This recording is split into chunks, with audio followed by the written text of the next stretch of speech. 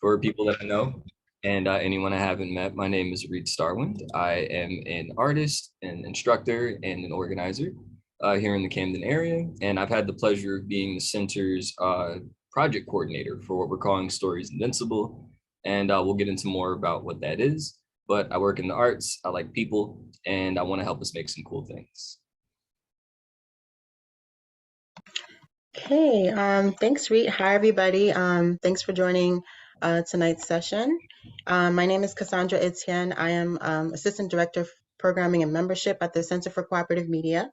And I've had the pleasure of working with Reet as he develops the Stories Invincible initiative. And basically, I'm just really proud and excited to be a part of this project, which, aims to address media inequity in South Jersey. I want to acknowledge my daughter who's singing in the background. She'll probably make a few guest appearances throughout this evening.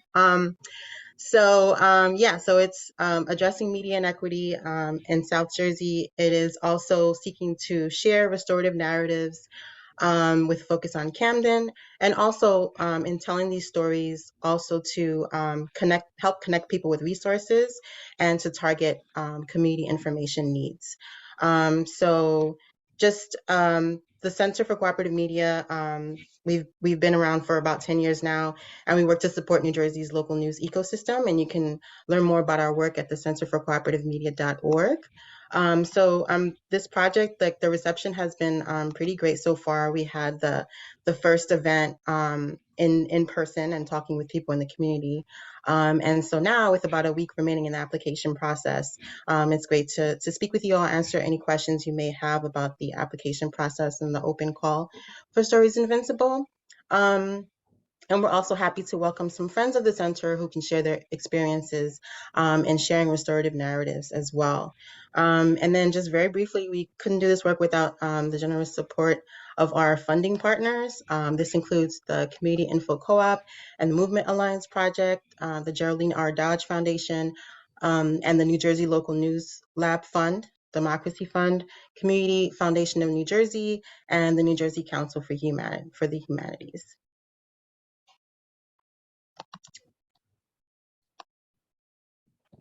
Okay, and I guess I'll pass it over to Reet to talk about the origins of this project. Okay, well, thank you. It's always great to hear from you, Cassandra. I was brought on board with the explanation that we'd already seen some projects similar to what Stories Invincible would grow into before they'd even started. And two places where they'd been successful were both in New York and in AC.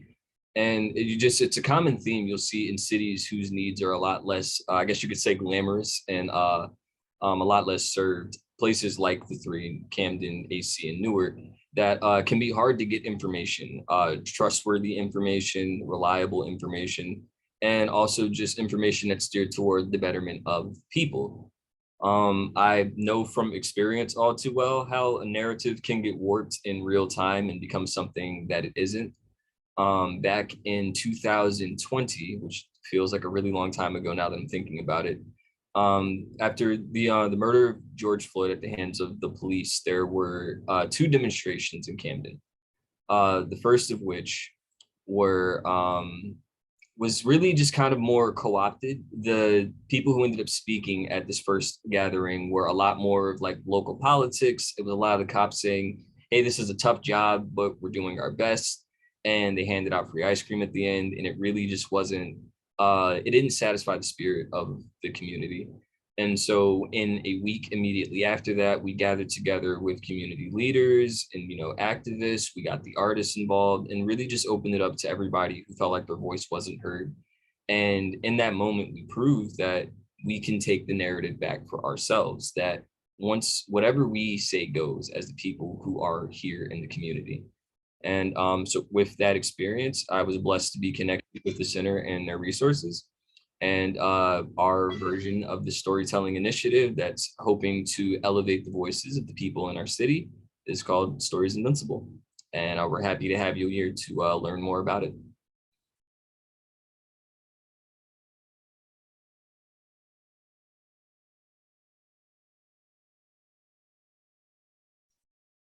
Okay. Do we want to rock, paper, scissors on who wants to do the info needs, or how do you feel?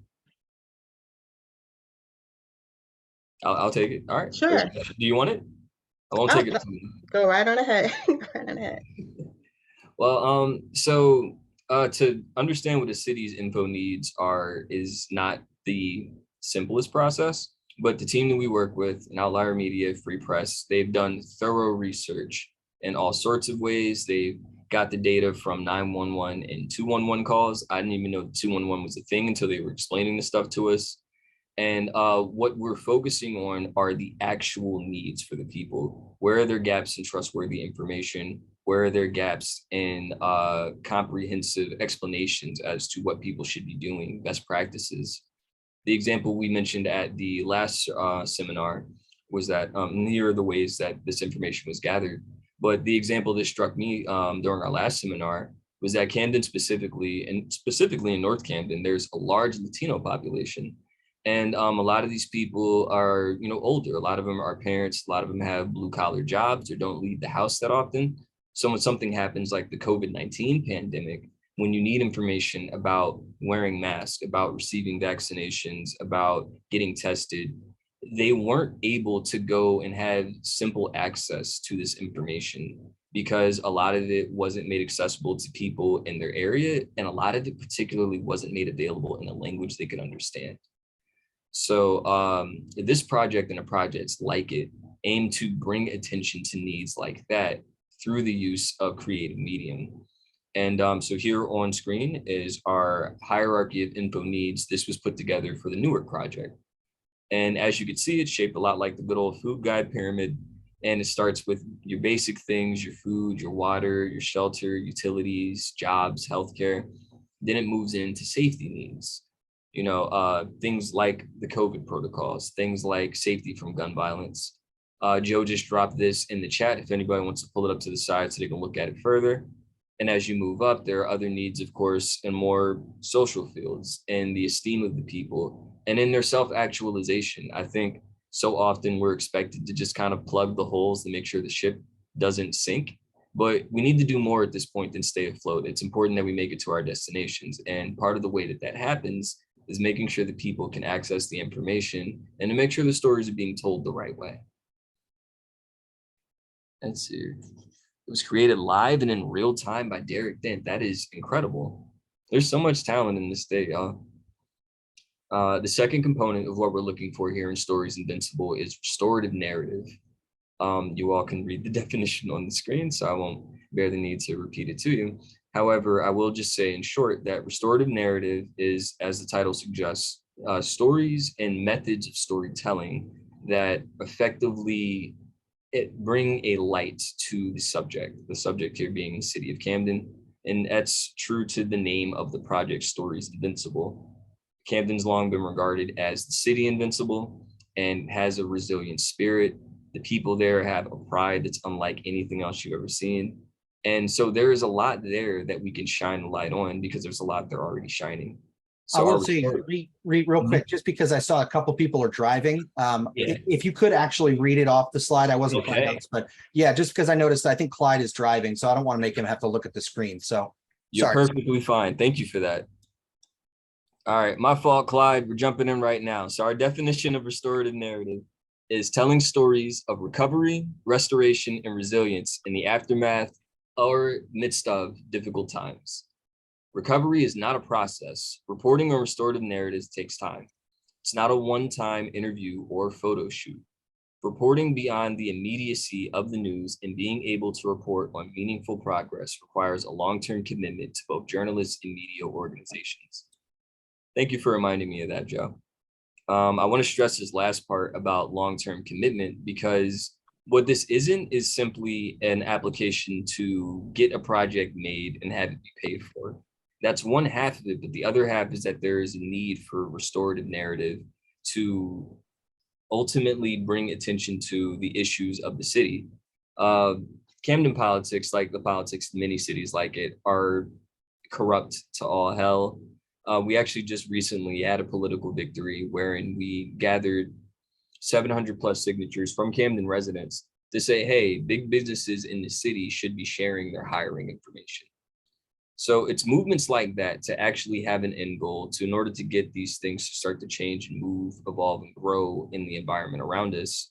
That's the goal of the restorative narrative. And that's why we're harping specifically on the info needs that Camden has. Are there any questions or comments at this point?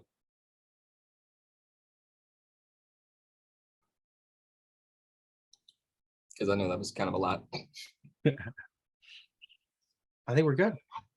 Okay, so where's our next slide at? So next, we're just going to really quickly introduce our guests who are going to talk about a little bit about how their projects were impacted or shaped in ways by both the community co-creation parts of their project and the aspects of restorative narrative. So I want to bring Erin Hanlon. I'm going to spotlight Erin Hanlon.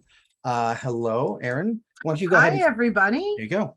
Sure. Hi, everybody. I'm so glad to see some folks here. Some folks who I know.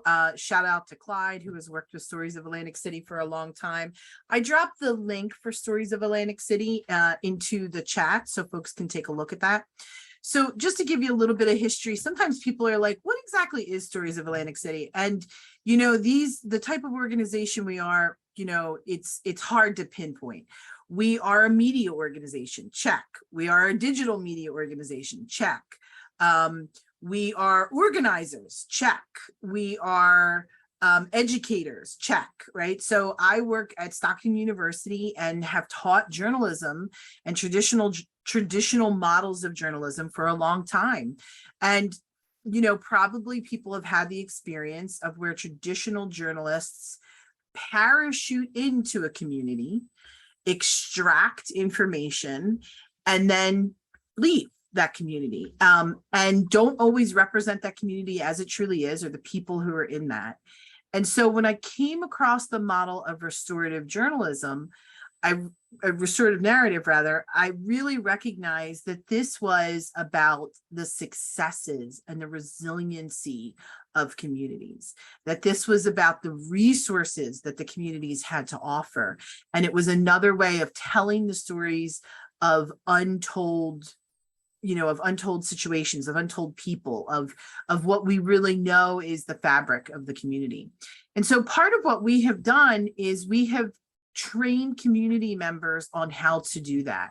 We have 17 community reporting fellows. We have a curriculum. They went through several days worth of training to be able to work on that. And now they do things like cover our city council meetings, cover our board of education meetings, cover our housing authority meetings. They do other stories too, right? So if you have the opportunity to look on the link that says Community Reporter Fellowship underneath our website, you'll see that, you know, they cover other special events and activities and things that are going on, things that might not necessarily be covered by traditional legacy media. So it's a great opportunity. What I have really found is that in addition to them learning about how to do this, how to navigate community, how to negotiate within communities and systems, how to tell these stories, they have also developed and grown themselves. So several of them got initially interested because they didn't necessarily have, you know, it was the middle of the pandemic, they didn't necessarily have jobs, and they were able to build skills that then turned around for them and translated into job opportunities, right? They could take those skills and transfer them, their writing skills. When we talked about digital, when we work on digital media and taking photographs and how to do that, all of that was able to translate for them. So I think it's a great opportunity. And I think, again, I recognize that this is a different type of communication, and we need people in the community because the network and the roots reaching into the community are so much deeper and so much stronger than anything that a traditional legacy journalist could do. No matter how long they had lived there, built relationships, people who already live and work every day in the community are really an essential piece to this. So if you're thinking about joining, I would, I advocate for that strongly. I think I'll toss back to Reed because I know we're moving around. Yeah, please do. I also had some questions I would love to ask as well. And if anybody else has questions, please put them in the chat or raise your hand and you can come up. We're having a conversation here. I know I'm spotlighting people, but yeah, let me know. Yeah, that's we're community focused top to bottom. So like if at any point somebody wants to pump the brakes and be like, all right, so what is a restorative narrative? Whatever may come to mind for you guys, just let us know. We're here for y'all. This is a resource that we are seeking to use as a way to bring people together. It really does just take getting people who care or involved in an issue that they care about and making sure they're equipped with the information and resources to, properly hold the torch. I think what I was saying on a more informal info session the other day was that we want to take a fire to all of the people who are bringing in the corruption and the bad juju into the city of Camden. Let's see here.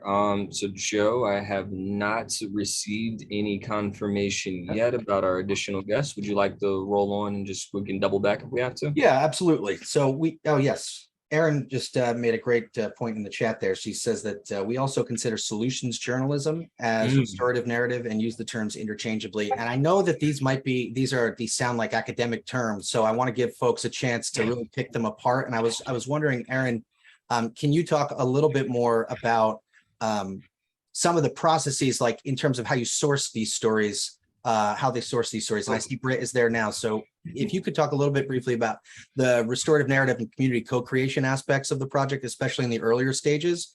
And then after that, we'll introduce Britt, and Britt can tell us about the Newark News and Story Collaborative. Sure, absolutely. So one of the things I would say is we did, as community organizers, the opposite of whatever journalists do, right? So if journalists go and talk to people one at a time, we held events where we talked to people a lot and talked to people in large groups and crowdsourced information. And we asked things like, what type of stories, what should we be covering that's not being covered in the community right now? What are the things that, keep you up at night? What are the things that you think are working well and you feel like they should be, highlighted? Those were some of the things that we did. And so we held a lot of almost community listening sessions early on to be able to get that. And we asked people, who do you recommend that we talk to, right? Who are those sort of really hubs in the community that are not being focused on? And, who should we talk to about that? And of course, as we all know, within any city, there's communities within communities within communities, right? In Atlantic City, we have a whole population of folks who are first generation Americans, right? They have come from Bangladesh and they have come from Pakistan. And they have come from all of these different kinds of places to move to Atlantic City, brought in by the casinos. And so how do we get to them, right? How do we manage to be able to set up stories and be able to talk to them? And so it was all about networking and building relationships. But, Britt Harley's here, so I'm going to toss to Britt because I know she can talk all about that. Thank you, Erin. Thanks, that is very true. Britt, welcome. How are you? Hey. I'm good. Good Happy to see Wednesday. you. Glad you could join us. Yes, happy Wednesday indeed. So, Reed, do you want to go ahead and introduce Britt, and then Britt can tell us about the project, Newark News and Story Collaborative, and a little bit about restorative narrative in Newark. Man, Britt is mad cool because I just remember when I was just finding out about how this whole thing worked, they were like, yeah, that's somebody you could learn a lot from. That's a good example of how this works, and just really made her out to be this awesome superstar of a person. And then I think I ended up calling her. I called her. She was just walking into her apartment, and we had the most down-to-earth conversation about just what it means to be in your community, what it means to have a vision for people, and how connecting them to the right things can really help them get where they need to go. And that conversation inspired the hell out of me, and it really helped add some context to what this will look like going forward. And so yeah, she's probably about to inspire the hell out of the rest of y'all too. I'll let her speak on her behalf, but thanks for joining us, Britt. I'm glad you can make it. No, for sure. Thanks, Reed. What's up to the rest of my CCM fam? Cassandra, Joe. Hey, Erin. Missed you earlier on our other call. We all do collaborative work. That's just like the first thing I want to say about this space. And just the work that I do. I just have a commitment to working collaboratively, and also having things be community centered. So I don't come to this work as a traditionally trained journalist. I've worked in youth development, community development. I'm a community advocate, and I'm based here in Newark, New Jersey, North Jersey, and Essex County. And I've lived here in Newark all 31 years of my life. I know I still look like a teenager. Usually folks are trying to give me things like I got a backpack today, and so people be double stopping, but Black don't crack. Shout outs to that. But super grateful to just be here with you all today and just to be chatting. And so I co-founded the Newark News and Story Collaborative. We're a team of residents, content creators, young people, organizers who commit acts of journalism. And so that looks a lot of different ways. We do our work to inform our community about food. All 5 wards, Newark is broken up into 5 wards. All 5 of those wards have been deemed food deserts. And at the top of the pandemic, when we launched this work, we really wanted to look at the information gaps and the actual information that Newark residents needed, right? And how to really pair that with the actual stories and the realities of our community, and the information and the storytelling that folks said were important to them. And so, food insecurity is something that just consistently keeps coming up. We know is a need in our community. And so not only just producing stories about people maybe being impacted by that, but who are the community organizations that are doing great work across the city that provide resources that folks may not know about. We put together a resource guide that explicitly points out just like COVID resources, where folks can call, go.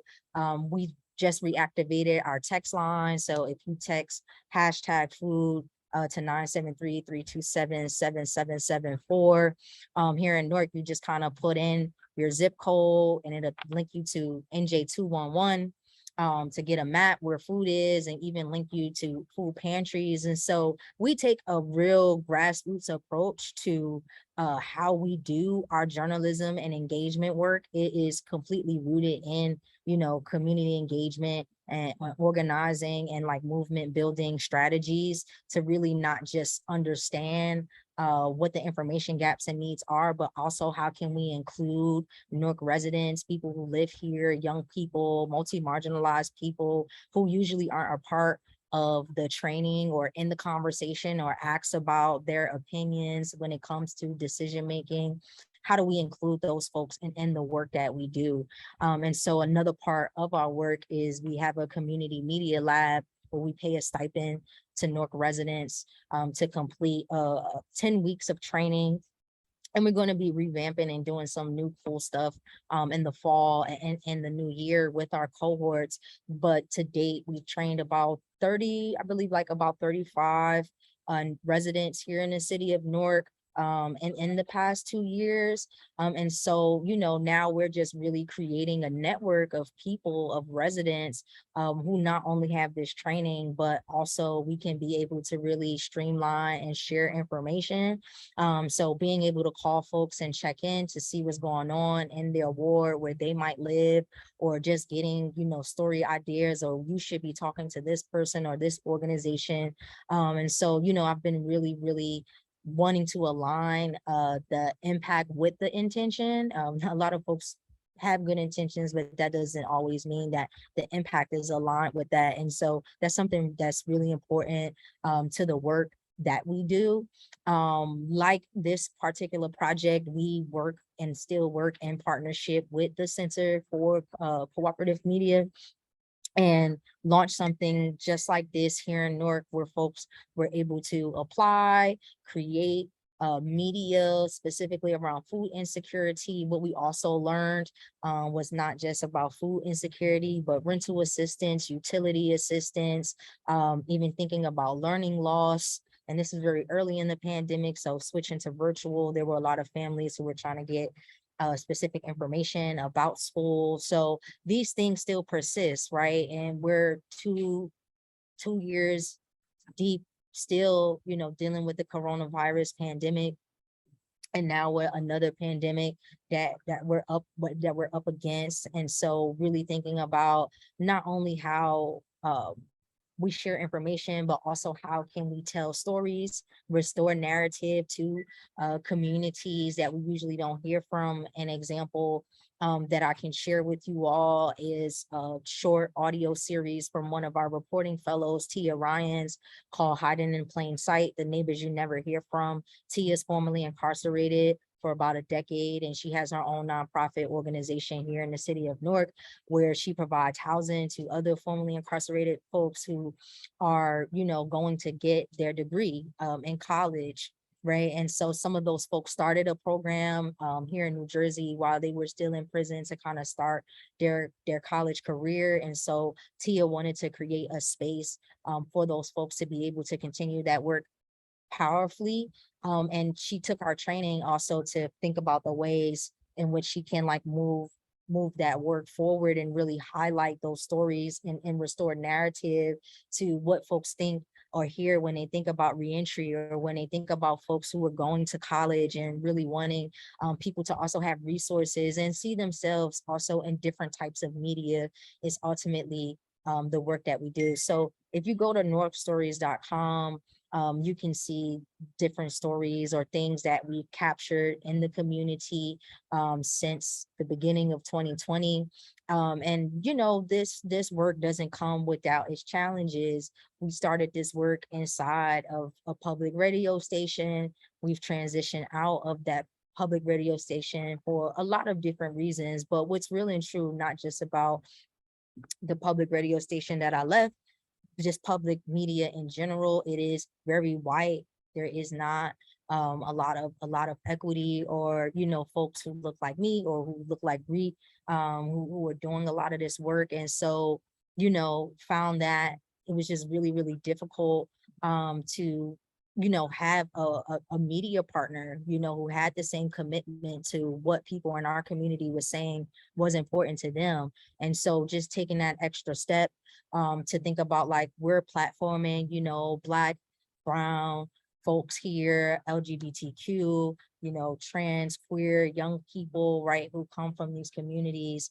How are we really thinking about creating a pipeline and how we provide even more paid opportunities, to really have community at the center, not just of the work, but also the opportunities as well, is a large part of this work too. Some of it can feel like, I know what it's like to be a resident, to have been on conversations and like folks have swooped in, or like money just isn't distributed, equitably. And so just even in thinking about all of those things, it just felt for us really important to continue to launch a space, knowing that, there still is a gap. There's a gap in media for just my community, period. And Newark is, very similar to your city. And so we launched our own service journalism site to just be able to platform our own community reporting fellows so that they're able to build their own portfolio, whatever other things that they may want to go out, create, launch when it comes to journalism, and all of that other stuff like that. But I'll land there. Super grateful to just share space with you all. And, I'm available to anybody here on the call. Thank you so much, Britt. And as Reet said at the beginning, you're sure to be inspired by all the work that Britt is doing with Newark News and Story Collaborative. I thank you so much for sharing with us and giving everyone a better sense of what it looks like to tell these types of stories and really connect people to resources as a result too of that work.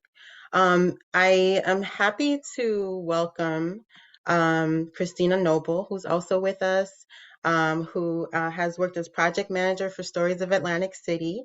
And, welcome, Christina. We're so happy that you could join us. If you could talk about your work on the project, and we're discussing, what restorative narratives look like in combination with helping to meet information needs in our communities. Sure, thank you. So sorry I'm late. I was just getting back home from work. And I'm not quite sure what Erin shared thus far. But I can just jump in a little bit with what I used to do or still kind of do with Stories of AC. I acted primarily as the community organizer. So I did a lot of liaising between the community and the project / university. I'm sure Erin has talked about some of the projects we've done, including our Community Reporter Fellowship, where we trained a group of 17 community members to become reporters for their community, giving them the basics of journalism, teaching them some history about the city itself and why it is the way it is today with a historical background, and also teaching them a few more things that would gear them up to be able to go into meetings that are important, Board of Ed, City Council, all the things that really matter, get the information and disperse it to their community.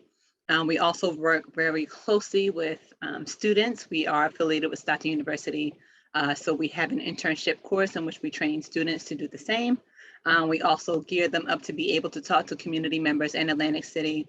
A lot of the students that are part of our internship, some of them lack diversity in ways, and it is a new world for them to be able to go into Atlantic City and talk to people who do not look like them, who are in a different generation, who are of a different race, who come from a different background. And so part of our coursework really gears them up to be able to have these conversations and share these stories with folks who don't look like them. And they always walk away with such enriching experiences. And that is part of our intergenerational project. I think we're on our 4th or 5th round of that now.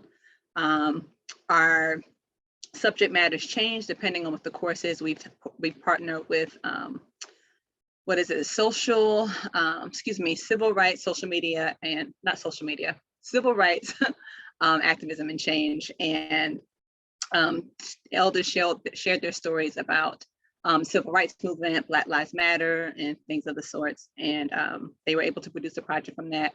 We've also partnered with the nursing course, and elders were able to share their stories around food security and food insecurity in the city. So that's just some of the work we do. Again, my job primarily was to work alongside students, but also work alongside community members to be able to share their own stories, teaching them how to present their stories in a way that is publishable so that other people can engage with their stories as well. And some of the ways we did that was through our story bank on our website. They were able to go and submit their own stories. And then we would go put it together and publish it for the public. So that's just a little bit. Sorry if I overlapped any with what Erin said already, but feel free to ask us any questions you may have.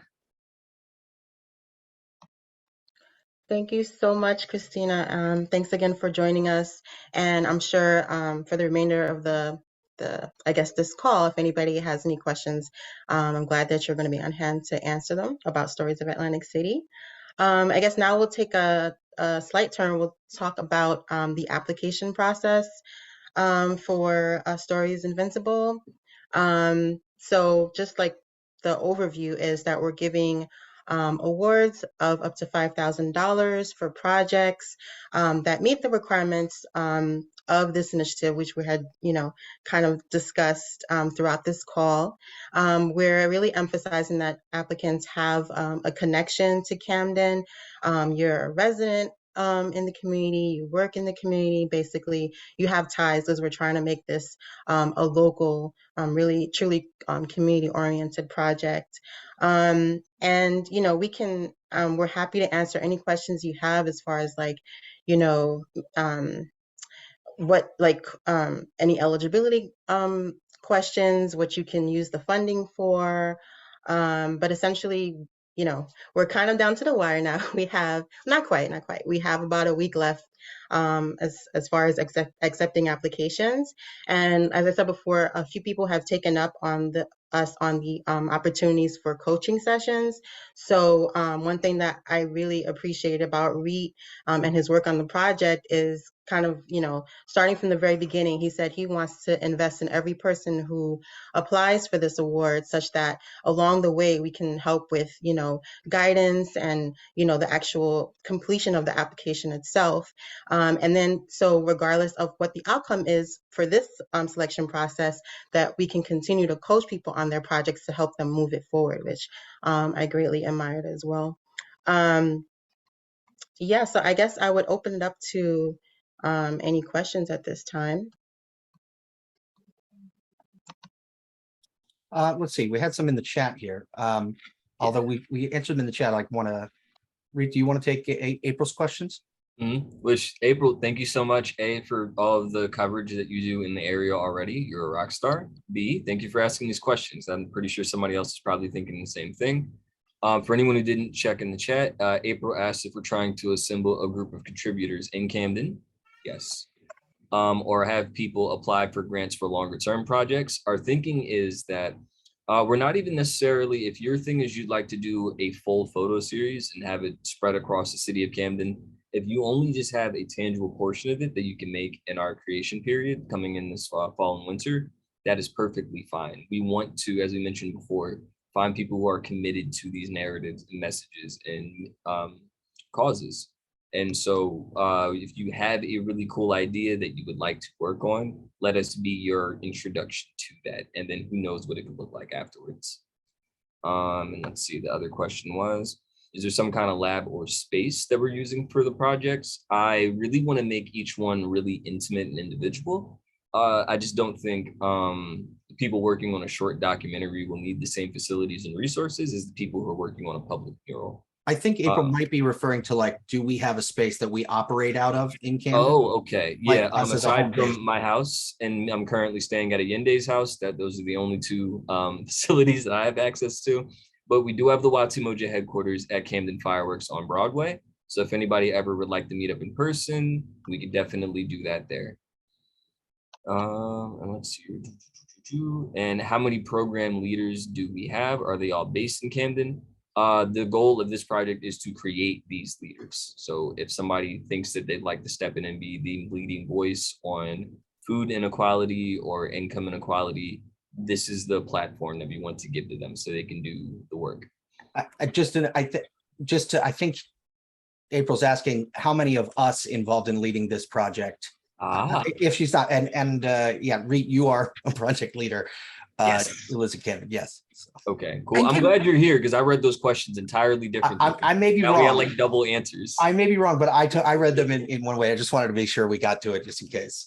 Oh, no, so I'm glad you're here, man. And I just want to say one thing. One of the things the people we work with don't all live in Atlantic City. They're not all residents of Atlantic City, but they have some kind of connection with Atlantic City. So they might work in Atlantic City. Their grandmother might have lived in Atlantic City. They feel moved to make a difference in Atlantic City. So just in terms of, if that was part of the question too, right? It's not like residents, yes, everybody else, no. It's really about the connection, what connection people have. Well said. Our application process has its own scoring rubric that we've already mapped out very intensively. And one of the things that we score on is your connection to Camden. So it is a big part of what we're looking for, but it will not be the end all be all if you don't have an address that says Camden, New Jersey on it. Let's see, we got Matt Scufalos wants to know what kind of projects or pitches are you looking for? I'm really glad you said his last name because I would have definitely butchered that. Thank you, Joe. Hey, Matt, we're looking for we're looking for really anything because what we wanted to lean heavy into is that there is a large creative scene in the Camden area that I think is really not tapped into in terms of getting to these issues that matter. So we've heard a couple different ideas. I mentioned in the chat, we've had podcasts pitched to us, photo series, restoring community art pieces, or even just doing traditional journalism. Like, I want to go follow these issues. It's really more so the medium that feels most comfortable to you in terms of how you also touch on these info needs and touch on restorative narrative. The cooler it looks, the better, because it'll look great on our website. And we're going to have a ceremony at the end of this to show off everybody's work. So feel free to get creative, but do not limit yourself within the criteria. I think you have a fighting chance at whatever form you're looking for. Just to add to that, stories that directly address a community information need is the other component. So we've worked with Outlier Media in the past, as the Stories of Atlantic City, as has, I believe, Britt as well. And they've done a lot of the legwork up front for Camden. They did a community information needs assessment, which we have linked on the website and are happy to go through with you on one of the coaching sessions that you're able to sign up for before and after the deadline.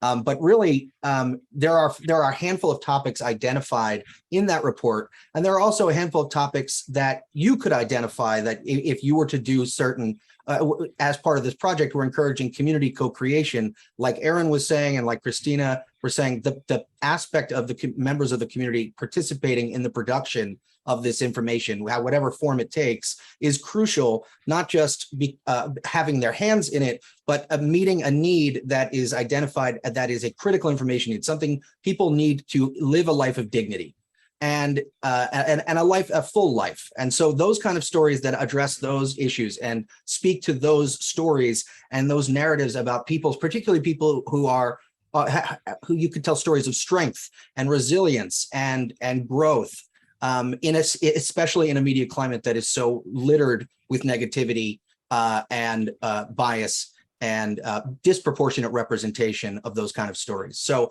that's the kind of coverage that we would love to give you money to either help you continue to tell, to help you expand your ability to tell, build capacity, build narratives, and build community. And so that's the sort of genre or milieu that we're aiming for.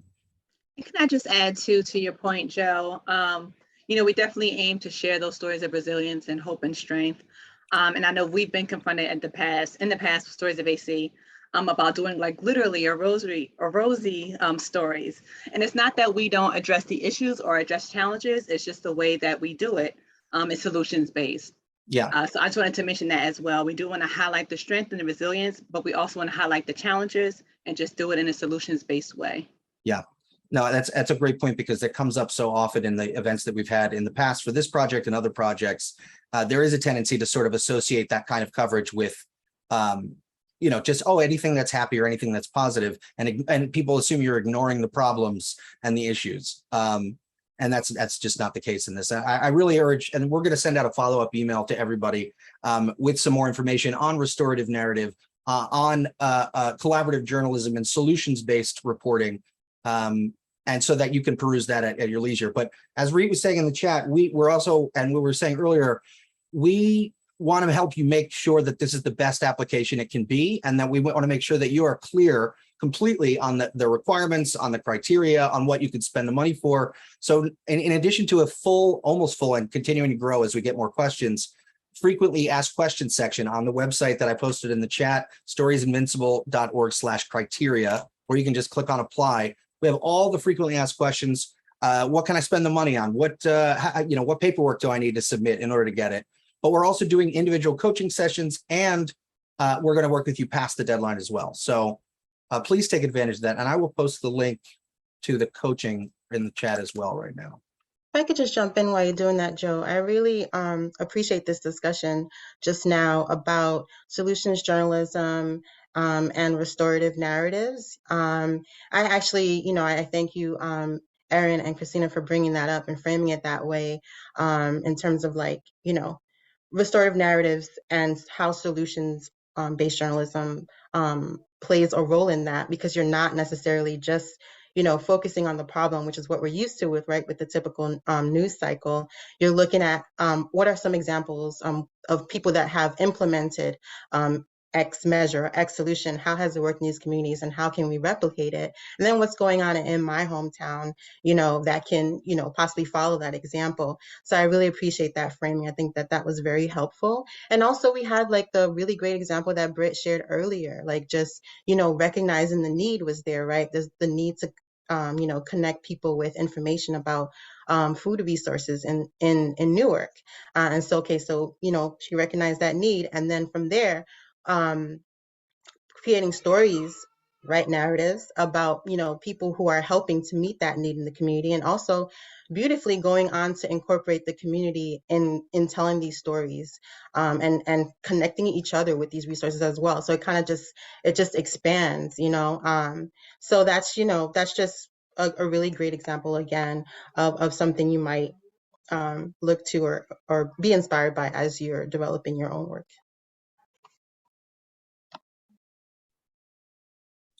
Well said, Cassandra.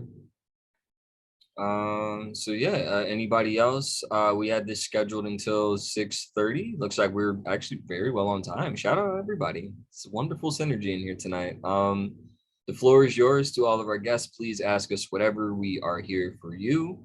And as Joe dropped in the chat, the link, if anybody wants to schedule a personal coaching session, if you're within 15 minutes of driving distance to Camden, I can meet you in person.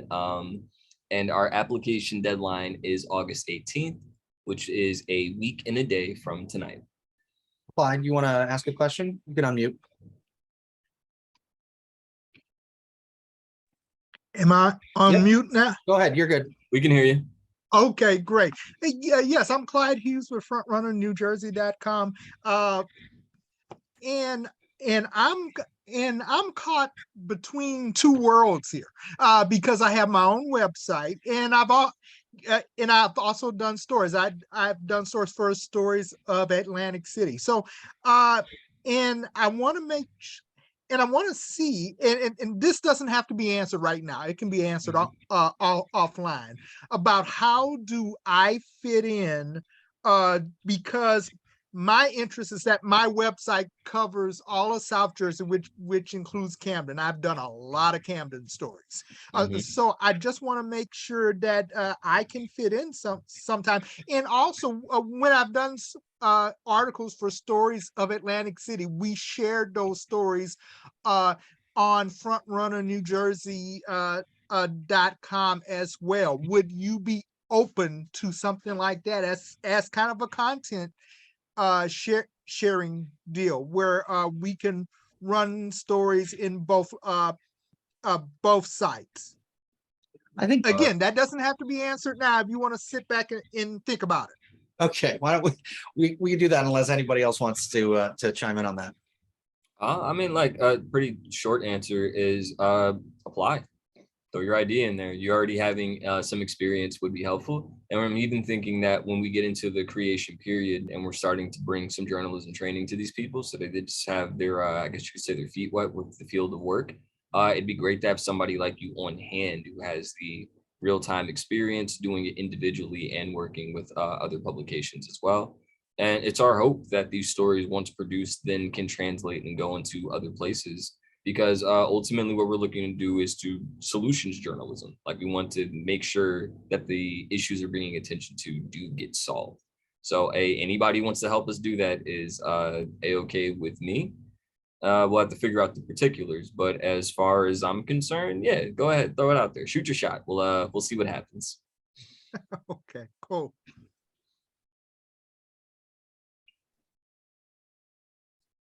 Okay.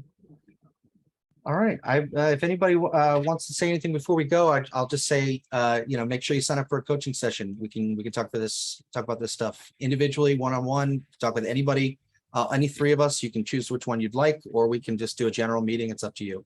But barring any other questions, thank you so much. Thank you, Christina. Thank you, Aaron. Thank you, Britt. Thank you, everybody who joined. Got a week left for the deadline, and really, really excited and to see what you all put forward. So thank you again. Bye, folks.